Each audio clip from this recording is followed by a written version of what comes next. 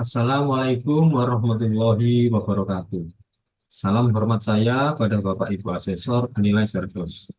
Saya Muhammad Rizal Yulianto, SEMM, dosen tetap pada program studi S1 Bisnis Digital, Fakultas Bisnis, Hukum, dan Ilmu Sosial Universitas Muhammadiyah Sidoarjo dengan nomor NIDN 0716 078804.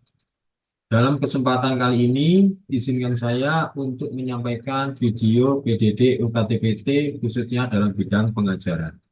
Video ini terdiri dari dua bagian, yakni bagian pertama terkait deskripsi mata kuliah dan juga metode pembelajaran yang saya terapkan.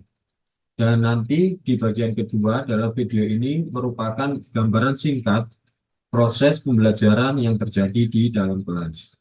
Adapun mata kuliah yang saya sampaikan dalam video PDD UKTPT ini adalah mata kuliah perilaku konsumen.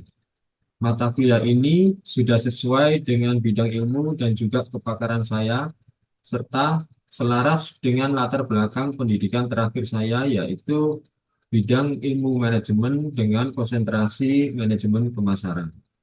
Bimbingan dan arahan serta saran dan penilaian positif dari Bapak Ibu Asesor sangat saya harapkan demi proses perbaikan kompetensi dan juga pengembangan diri saya sebagai dosen, khususnya dalam Dharma di bidang pengajaran.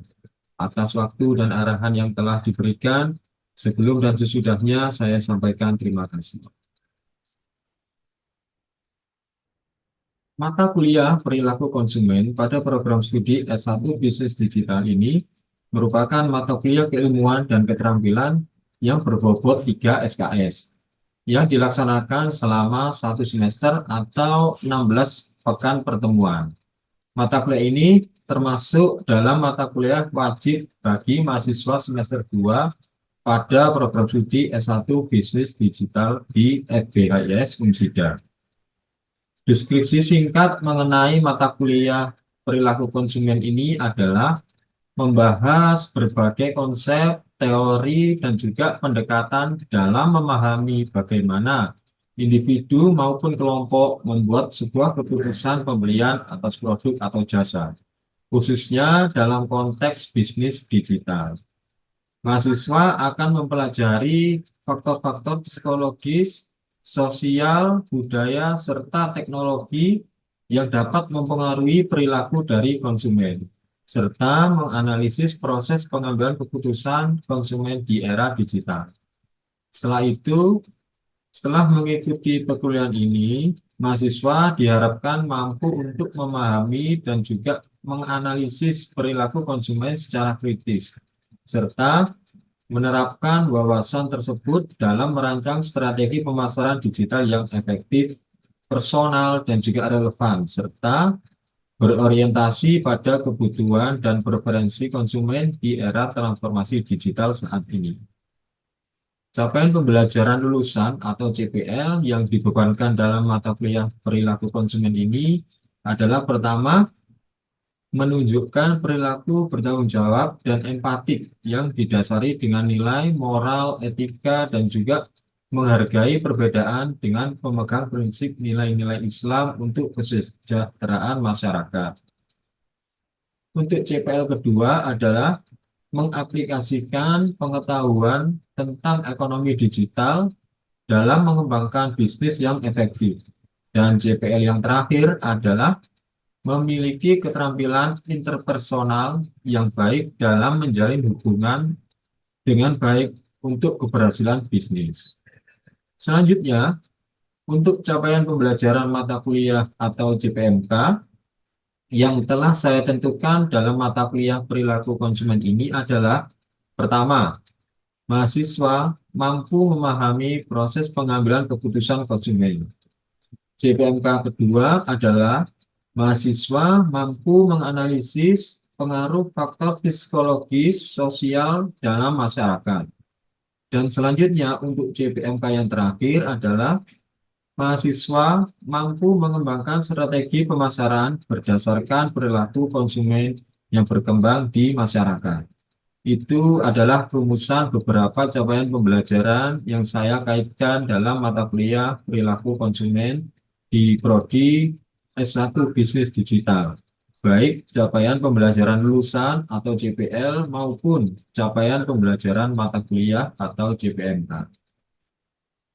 Selanjutnya, dalam proses perkuliahan perilaku konsumen yang saya ampu, agar dapat mencapai capaian pembelajaran sesuai dengan yang telah dirumuskan oleh Prodi, saya menggunakan metode active learning atau metode pembelajaran aktif. Metode pembelajaran ini saya pilih karena sangat efektif untuk menilai dan menekankan keterlibatan aktif mahasiswa dalam proses belajar melalui berbagai aktivitas seperti diskusi, studi kasus, simulasi, atau bahkan kuis interaktif, proyek kelompok, hingga presentasi. Tujuan utama saya adalah mendorong mahasiswa untuk berpikir kritis, mengembangkan pemahaman yang lebih mendalam, serta mengaitkan beberapa teori dengan praktek secara langsung. Dalam konteks ini, saya sebagai dosen berperan sebagai fasilitator yang mengarahkan dan juga memfasilitasi proses eksplorasi pengetahuan, bukan hanya sekedar sebagai penyampai materi. Selain itu, saya juga menggunakan metode delivery, interaktif, dan juga metode asesmen dalam setiap proses pembelajaran yang saya lakukan di kelas. Metode delivery yang saya maksud adalah bagaimana saya sebagai dosen menyampaikan materi pembelajaran dalam bentuk setiap hal yang telah saya susun dan juga saya rencanakan dalam RPS. Ada beberapa bahan ajar yang telah kami sediakan meliputi buku referensi, ada buku ajar, dan juga video pembelajaran, serta beberapa buku mata kuliah yang telah kami susun dan kami integrasikan dengan hasil luaran penelitian serta AFIMAS yang telah kami laksanakan. Seluruh materi ini, seluruh rujukan ini, saya sematkan di Learning Management System milik perguruan tinggi yang kami sebut sebagai e-learning Umsida. Setiap mahasiswa dapat mengakses seluruh materi yang saya sampaikan dari manapun dan kapanpun mereka membutuhkannya. Metode selanjutnya adalah metode interaksi, di mana saya sebagai dosen bukanlah sumber utama atau pusat dari proses pembelajaran. Lebih pada itu, ada interaksi dalam proses pembelajaran tersebut antara dosen dan juga mahasiswa yang bisa saya desain dalam beberapa penugasan atau proyek yang telah saya berikan dalam perkuliahan. Tujuan saya adalah agar lebih menciptakan lingkungan belajar yang komunikatif, partisipatif, dan juga kolaboratif, sehingga mahasiswa nantinya akan lebih aktif dalam bertanya, dalam berdiskusi, memberikan pendapat, atau menyelesaikan permasalahan secara bersama-sama. Untuk metode terakhir yang saya gunakan adalah metode asesmen atau penilaian. Metode ini saya gunakan untuk mengukur tingkat pencapaian kompetensi mahasiswa terhadap setiap capaian pembelajaran yang telah saya tetapkan. Asesmen yang saya lakukan dalam mata kuliah perilaku konsumen ini mencakup berbagai bentuk evaluasi seperti kuis, tugas individu, maupun kelompok, dan juga studi kasus atau proyek akhir, serta presentasi, dan yang pasti adalah UTS dan UAS. Asesmen dilakukan secara formatif selama proses pembelajaran dan secara sumatif di akhir pembelajaran untuk menilai pemahaman konsep, kemampuan analisis, serta keterampilan berpikir kritis dari para mahasiswa. Tujuan saya adalah untuk memberikan umpan balik yang konstruktif dan juga mudah dalam memantau kemajuan belajar serta memastikan ketercapaian tujuan pembelajaran secara menyeluruh. Setiap jenis asesmen ini saya laksanakan secara langsung maupun secara asinkronus melalui LMS atau e-learning Umsida. Adapun untuk pembobotan setiap evaluasi hasil pembelajaran adalah kehadiran 10%, keaktifan sebesar 10%, penugasan juga sebesar 20%, serta ada ujian tengah semester dan ujian akhir semester yang masing-masing bobotnya adalah sebesar 30%, hingga total di akhir semester genap menjadi 100% untuk asesmen. Demikian metode pembelajaran yang saya terapkan dalam setiap proses pembelajaran mata kuliah perilaku konsumen, dengan harapan setiap mahasiswa dapat memenuhi atau bahkan melampaui setiap capaian pembelajaran yang telah dibebankan dalam mata kuliah perilaku konsumen ini. Untuk selanjutnya, saya akan sampaikan video singkat terkait gambaran mengenai beberapa atau bagaimana proses pembelajaran di kelas yang biasa saya lakukan di setiap pertemuan yang berjalan di dalam mata kuliah ini. Bismillahirrahmanirrahim. Assalamualaikum warahmatullahi wabarakatuh. Waalaikumsalam warahmatullahi wabarakatuh. Asyhadu an la ilaha illallah wahdahu la syarika lah wa asyhadu anna Muhammadan abduhu wa rasuluhu la nabiyya ba'da. Allahumma sholli ala Muhammad wa ala ali Muhammad. Alhamdulillahirabbil alamin. Alhamdulillahirabbil alamin. Semangat ya. Semangat. Selamat siang teman-teman sekalian. Kali ini di pertemuan ke-10 di mata kuliah kami, mata kuliah kita perilaku konsumen, kita akan membahas mengenai perkembangan teknologi yang dapat atau merubah perilaku konsumen, perilaku konsumsi daripada masyarakat. Teman-teman pasti merasakan sekali adanya dampak dari teknologi ini. Untuk itu kita hari ini akan mengulas mengenai terkait perkembangan teknologi itu. Sebelum masuk ke materi, sesuai yang pernah saya sampaikan bahwa di awal saya harus menyampaikan apa tujuan kita pada program hari ini. Jadi terkait materi yang tadi saya sampaikan, judul di awal, saya ingin tujuan perkuliahan ini agar teman-teman sekalian nantinya mampu untuk memahami serta menjelaskan bagaimana perkembangan teknologi ini mempengaruhi proses pengambilan keputusan dari masyarakat atau pola perilaku dari masyarakat dalam mengkonsumsi baik itu berupa produk ataupun berupa jasa. Selanjutnya adalah saya ingin nantinya kalian ini teman-teman mampu menganalisis perubahan atau preferensi dari masyarakat terkait kebutuhan atau ekspektasi mereka sebagai dampak dari kemajuan teknologi yang ada saat ini, baik itu melalui e-commerce, media sosial, atau yang sering kita dengar saat ini adanya kecerdasan buatan atau artificial intelligence (AI). Yang ketiga adalah untuk mengevaluasi implikasi strategis dari perubahan-perubahan perilaku konsumen ini. Jadi perilaku konsumsi yang berbasis pada teknologi ini akibatnya atau implikasinya terhadap aktivitas dari bisnis digital dan juga perumusan strategi pemasaran yang relevan untuk dilaksanakan, dilakukan, diimplementasikan saat ini di era digital yang sangat cepat dan sangat relevan sekali. Rencana-rencana itu disesuaikan. Nah, sebelum saya sampaikan gambaran dari awal, karena perilaku konsumen ini sangat dipengaruhi oleh beberapa hal, termasuk salah satunya akan kita bahas hari ini, siang hari ini adalah pengaruh teknologi terhadap perilaku konsumen. Mungkin sudah ada yang punya gambaran, mungkin ini bisa saya bilang sebagai pretest ya, pemahaman awal dari teman-teman sebelum masuk ke diskusi. Nanti mungkin sudah punya gambaran awal tentang apa yang akan kita diskusikan. Salah satu, monggo. Ya, Mbak, silakan. Menurut saya, perkembangan teknologi telah mengubah cara masyarakat dalam mengakses, memilih, dan membeli produk. Saat ini, kita lebih mudah memperoleh informasi, membandingkan harga, serta melakukan transaksi secara online. Hal ini membentuk pola konsumsi yang lebih praktis, cepat, dan dipengaruhi oleh rekomendasi digital serta tren media sosial. Ya, terima kasih. Mungkin secara garis sudah benar ya. Jadi memang sebenarnya pengaruh dari teknologi ini sudah setiap hari memang sudah kita laksanakan, sudah kita lakukan. Kita setiap hari tidak pernah berhenti mengkonsumsi. Setiap hari dari kita pasti melakukan transaksi jual beli kecil, baik itu dalam skala kecil maupun besar. Jadi perkembangan teknologi di era digital, apa saja perubahan perilaku konsumen ini? Salah satunya adalah cara mereka dalam mengakses informasi yang luas, karena internet ini bersikap global.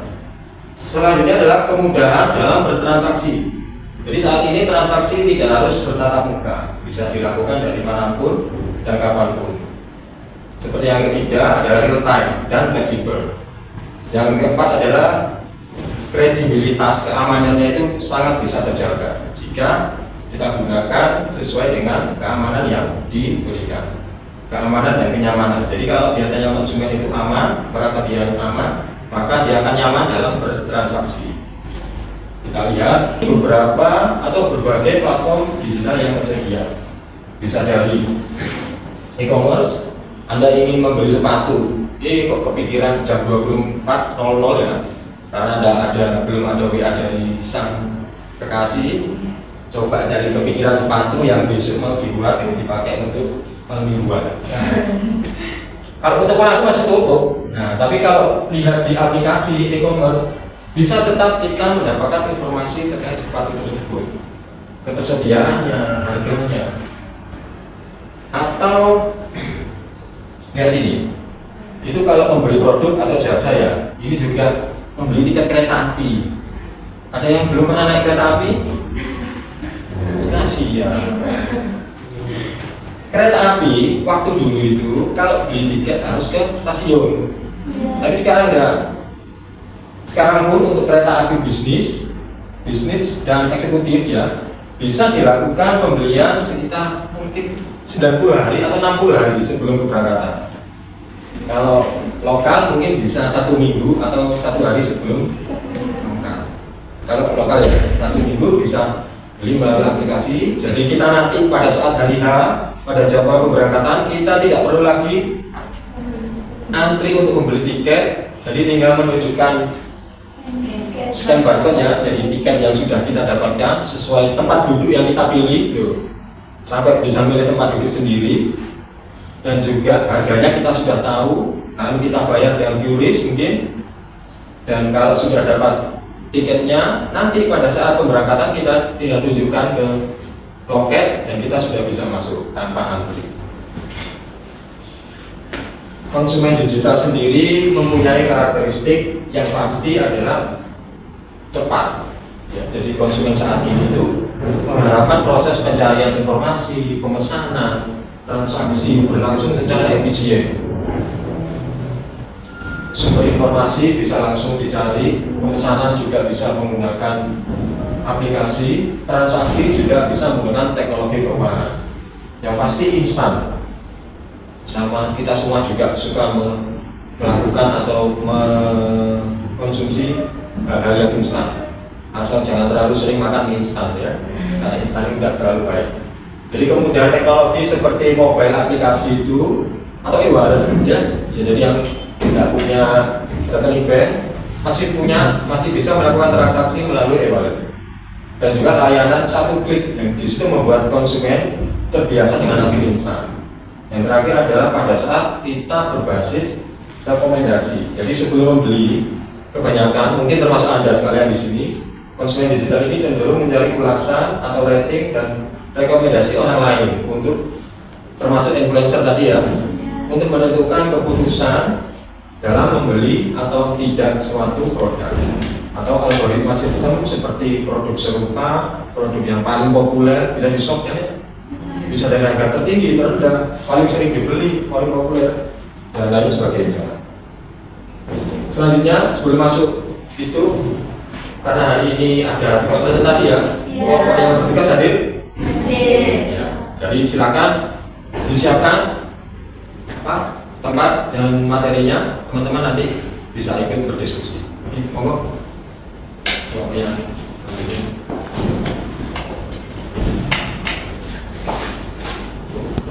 Oke, kami akan menjelaskan mengenai strategi mana yang lebih penting mengenai pemasaran offline sama online.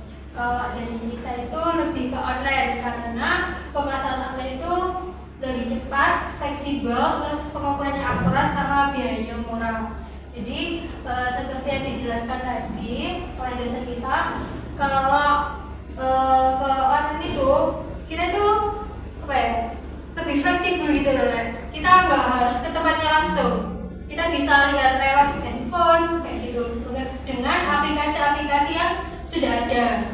Sebentar. Tapi enakan offline Kak, karena kan kita nggak tahu spesifik barangnya itu gimana. Kan kita nggak tahu bahannya itu benar-benar bagus apa enggak. Kan cuma lewat video-video aja, nggak tahu aslinya. Terus kita juga nggak bisa menjangkau kemasannya langsung gitu. Nah, oke, kalau misalnya dari situ kan kita nggak tahu spesifik barangnya gimana. Iya. Tapi di offline, kalau di online store itu kita ada ulasannya, ulasan secara real time dari pembeli-pembeli sebelumnya. Jadi mereka pasti mengulas itu barangnya itu aslinya gimana, dari mungkin dari video, dari fotonya, dari bahkan komentarnya. Ini patut direkomendasikan apa enggak, bahkan di online sendiri itu ada ratingnya. Jadi kakak kan bisa lihat dari itu secara spesifik barangnya itu gimana. Tapi kan kita nggak bisa interaksi langsung sama penjualnya. Oke, Terus baik, ini karena diskusi kita semakin asik ya, tapi kita terbatas waktu juga. Saya mau izin, saya ambil alih ya. Jadi untuk presentasi kelompok 10 ini cukup sampai di sini dulu. Terima kasih ya. Nanti akan saya sampaikan penengahnya biar nggak terlalu lama, karena juga akan ada adzan dulu dan kita harus sholat berjamaah. Silakan duduk, aplaus untuk kelompok ini. Terima kasih juga Mbak Ananda yang sudah antusias memberikan pertanyaan dan sanggahannya. Saya sambil duduk ya. Jadi ini sudah melalui proses kegiatan belajar yang sangat antusias siang hari ini. Alhamdulillah sampai siang ini teman-teman masih semangat. Jadi terkait strategi mana yang lebih penting untuk online, promosi online dan offline ini, yang pertama yang pastinya adalah kita harus memahami kelebihan serta tantangan dari kedua strategi tersebut. Jadi kalau kita memahami kelebihan dan juga serta tantangan yang dihadirkan oleh pemasaran offline atau online itu, dengan membuka wawasan tentang bagaimana keduanya itu dapat dimanfaatkan secara strategis. Jadi harus diintegrasikan untuk mencapai tujuan pemasaran. Jadi kalau kita lihat pada saat kita melakukan pemasaran offline itu yang pertama online adalah kita dapat nilai pada kecepatan dan juga fleksibilitas. Ya.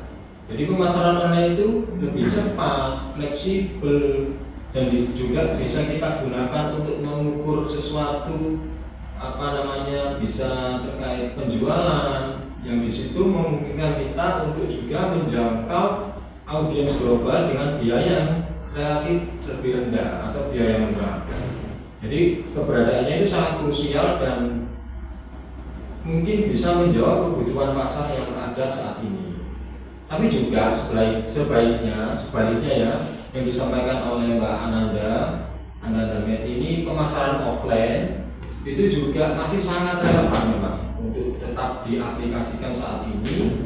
Untuk yang pertama tadi, membangun koneksi ya antara penjual dan pembeli, dan juga meningkatkan kesadaran merek dari produk yang ditawarkan atau dijual itu, dan juga agar bisa mencapai target pasar yang ditentukan atau di lokasi geografis yang lebih spesifik sesuai dengan segmentasi pelanggan yang ditetapkan oleh bisnis tersebut atau pemasaran tersebut. Jadi jika ada pertanyaan mana yang lebih penting atau mana yang lebih diutamakan, mungkin secara pribadi saya jawaban yang paling tepat adalah ini. Nah, strategi mana yang paling penting? Jadi gambar itu ada online, ada offline. Yang dipilih adalah both atau keduanya. Jadi untuk menggunakan kedua strategi ini secara bersamaan itu dapat memperkuat pesan merek dan juga memperluas jangkauan bisnis. Keberhasilan terletak pada kemampuan seseorang atau pebisnis untuk mengintegrasikan kampanye antara keduanya, online dan offline. Jadi diintegrasikan kampanye online dan offline secara bersamaan. Kita juga harus memahami kekuatan dan keterbatasan masing-masing serta mampu mengadaptasi dan juga mengintegrasi strateginya. Jadi oleh karena itu pendekatan yang seimbang dan juga terintegrasi ini menjadi strategi yang paling efektif yang bisa dilaksanakan oleh para pebisnis, oleh para pemasar untuk melakukan kampanye promosinya. Jadi hari ini sudah diskusi ya.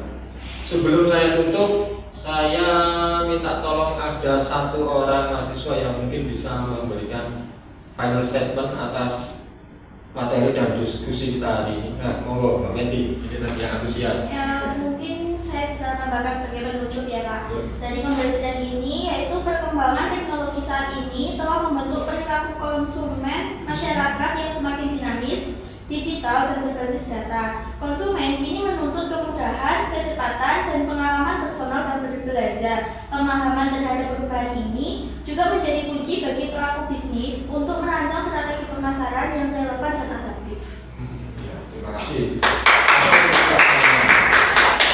Alhamdulillah perkuliahan hari ini selesai, tapi jangan beranjak dulu karena saya akan memberikan pesangon uang saku biar nggak pulangnya itu nggak bawa, hanya ini aja. Jadi seperti yang biasa ada tugas kelompok yang nanti bisa dikerjakan. Jadi deskripsi tugasnya adalah sebagai bagian dari pemahaman kita selama 3 SKS ini berdiskusi terhadap dinamika perilaku konsumen terkait adanya perkembangan teknologi. Silakan teman-teman dalam berkelompok melakukan pengamatan terhadap kebiasaan seseorang dalam mengkonsumsi sesuatu dan juga melakukan transaksi jual beli. Silakan diperhatikan lingkungan ya, di keluarga, teman atau tetangga, di teman ya mungkin teman kuliah.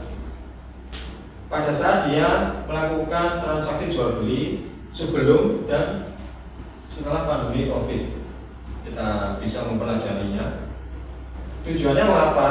Karena untuk mengetahui bagaimana perubahan kondisi sosial dan kemajuan teknologi dalam mempengaruhi cara kita konsumen dalam berbelanja, seperti pergeseran dari belanja offline ke online, bayar manual ke transfer, dan juga perubahan frekuensi dan juga jenis produk yang dibeli. Kadang orang beli itu butuh saiki tapi gak ditunggu saiki, tapi menunggu nanti.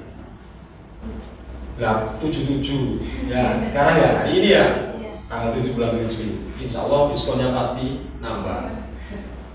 Nanti penilaiannya adalah hasil pengamatan ini, silakan dibuat tulis tangan aja ya dalam selembar kertas folio, dibentuk narasi sekitar ya maksimal 1 halaman lah, dilengkapi dengan identitas narasumber, barangkali nanti ada teman-teman yang melakukan wawancara, serta perbedaan yang ditemukan secara jelas dan terstruktur nanti agar dapat memudahkan kami dalam menilai. Nanti bisa di-scan, dikumpulkan di e-learning masing-masing ya, meskipun itu secara berkelompok.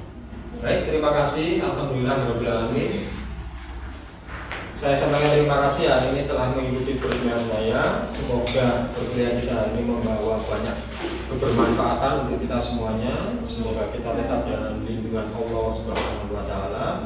Semoga kita juga diberikan peluangan waktu dan kesanggupan untuk menyelesaikan semua kewajiban kita, baik itu sebagai mahasiswa, sebagai anak dari orang tua, dan juga sebagai hamba Allah Subhanahu wa Ta'ala.